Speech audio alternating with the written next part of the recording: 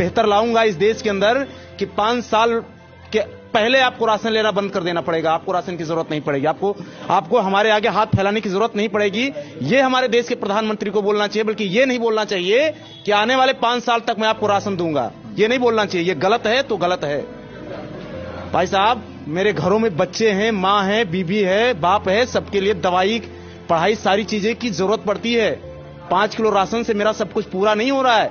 मेरा बच्चा कैसे फॉलो करेगा बताइए? मैं अपने बच्चे को रोटी नहीं दे पा रहा हूं, मैं अपने परिवार के लिए खुराक नहीं दे पा रहा हूं, और आप मेरे बच्चे वही कंपटीशन उसी तरीके से करा रहे हैं। और आप ये कहते हैं कि आपका बच्चा पढ़ने में ठीक नहीं है।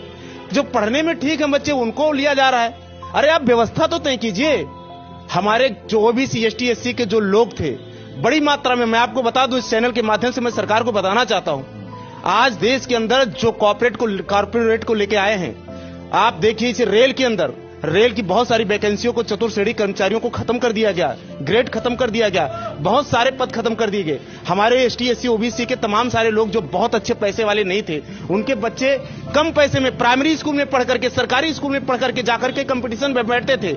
उतना हाईएस्ट कंपटीशन नहीं बीट कर पाते थे तो कम से कम चतुर्श्रेणी कर्मचारी तो जाकर के बन जाते थे। उनका परिवार आगे जाकर के अच्छा हो जाता था।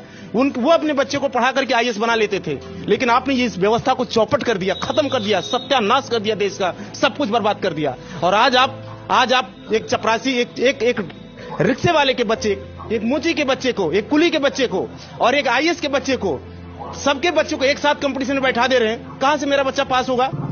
यानी परीक्षा की व्यवस्था एक और पढ़ाने की व्यवस्था अलग अलग। ये कारपोरेट का सिस्टम है। कारपोरेट नोट कमा रहा है और गरीब को और गरीब बना दिया जा रहा है। इनके पास रोजगार नहीं है कि ये कहीं जाकर के रोजगार कर रहे हैं। बाहर मार्केट में चले जाइए, आपको 5,000 रुपए का काम नहीं मिलेगा। सरकार ने कहा कि 5 लाख लोग जो अनथराइज तरीके से बिजनेस कर रहे थे, उनके बिजनेस पर जो है मोदी सरकार ने जो है रोक लगाया, धावा किया, जांच किया, तमाम सारी चीजें। आपको हम बता दें कि वो जितने लोग अनथराइज लोग थे, वो भी हमारे देश के लोग थे।